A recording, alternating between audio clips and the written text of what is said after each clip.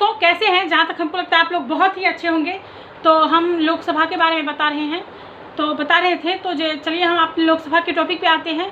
और हर competitive exam के point of view से आपके लिए यूजफुल साबित होगा। तो आप बीपीएससी तक का क्वेश्चन इसमें अटैच करके देखिएगा, ज़रूर आपको मिलेगा। तो चलिए हम अपने टॉपिक पे आते हैं और जल्द से अपने टॉपिक को ख़त्म करते हैं। तो 17वीं लोकसभा में किसी भी आंगल्य भारत को मनोनीत नहीं किया गया। 17वीं लोकसभा जो था उसमें किसी भी आंगल्य भारत को मनोनीत नहीं किया गया और इसे अभी अस्थायी रूप से बंद कर दिया गया है। लोकसभा की सीटों की संख्या वर्ष 1971 की जनसंख्या के आधार पर 1926 के लिए निश्चित कर दी गई। लोकसभा की सीटों की संख्या वर्ष 1971 की जनसंख्या के आधार पर 1926 तक के लिए निश्चित कर दी गई है।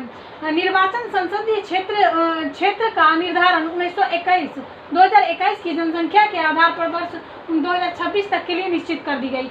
निर्वाचन संसदीय क्षेत्र का निर्धारण वर्ष 2021 की जनसंख्या के आधार पर 2026 तक के लिए कर दी गई है। बोला गया कि हर जनगणना के बाद परिसीमन होगा। हर जनगणना के बाद परिसीमन होगा। भारत में 4 बार परिसीमन आयोग का गठन हो चुका है। बोला गया हर जनगणना के बाद परिसीमन होगा और भारत में 4 बार परिसीमन आयोग का गठन हो चुका है। लोकसभा निर्वाचन 4 बार जो परिसीमन आयोग का गठन हुआ 1953 में हुआ, उसके बाद 1963 में हुआ, 1973 और 2002 में हुआ। 1963, 1973 और 2002 में हुआ। लोकसभा निर्वाचन योग्यता आर्टिकल 84 में आता है। लोकसभा निर्वाचन में योग्यता जो खोजा जाता है वो आर्टिकल 84 में आता है। भारत का नागरिक हो वह 25 वर्ष का उम्र पूरा कर चुका हो, जहाँ तक वह भारत का नागरिक हो और 25 वर्ष का उम्र पूरा कर चुका हो।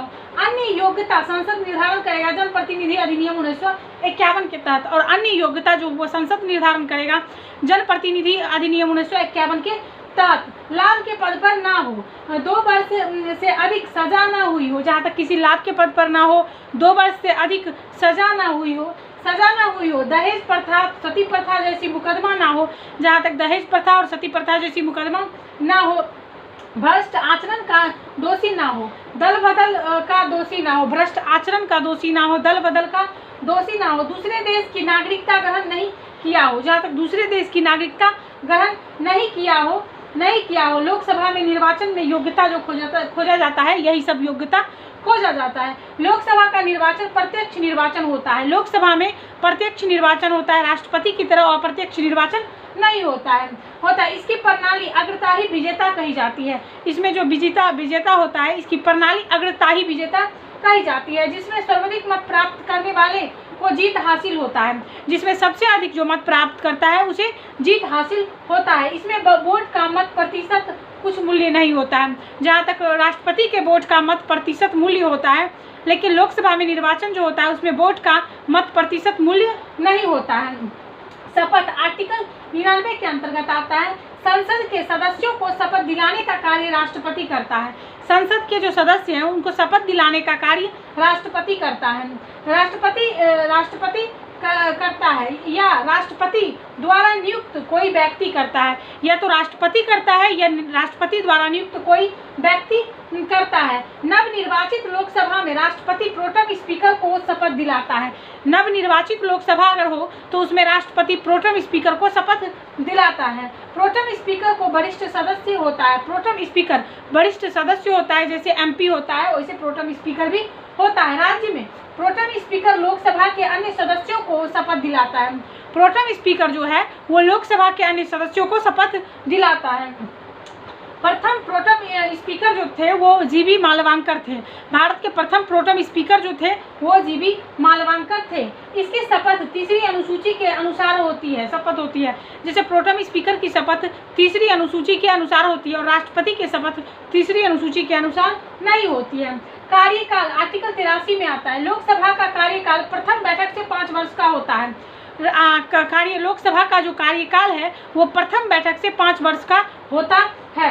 आपात के समय एक बार में 1 वर्ष के लिए कार्यकाल बढ़ाया जा सकता है। जैसे अगर कोई आपातकाल लागू होगा तो एक बार में 1 साल के लिए कार्यकाल बढ़ाया जा सकता है लोकसभा का। आपातकाल के समाप्ति के बाद 6 माह के अंदर लोकसभा का बढ़ा हुआ कार्यकाल समाप्त हो जाएगा। आपातकाल अगर समाप्त हो गया तो 6 माह के अंदर लोकसभा का बढ़ा हुआ जो कार्यकाल होगा वो समाप्त हो जाएगा। इंदिरा गांधी के शासक काल में 42वें संविधान संशोधन के माध्यम से लोकसभा का कार्यकाल 6 वर्ष कर दिया गया। इंदिरा गांधी जी, जिसे स्टील लेडीज बोला जाता है, वो 42वें संविधान संशोधन के माध्यम से लोकसभा का कार्यकाल जो है वो 6 वर्ष कर दिए। और फिर से 44वें संविधान संशोधन में वर्ष 1978 फिर से 44वां संविधान संशोधन हुआ और वर्ष 1978 में फिर से लोकसभा का कार्यकाल 5 वर्ष कर दिया गया। फिर से 44वें संविधान संशोधन हुआ और वर्ष 1978 में फिर से लोकसभा का कार्यकाल 5 वर्ष कर दिया गया। जहाँ तक हमको लगता है ये वीडियो आपको बहुत ही अच्छा लगता है, मेरे यूट्यूब चैनल है, उस पर जाके सब्सक्राइब, शेयर और सीरियली आप वीडियो देख सकते हैं। आज के लिए इतना ही, कल मैं लोकसभा के बारे में ही पढ़ाऊंगी। जय हिंद दोस्तों।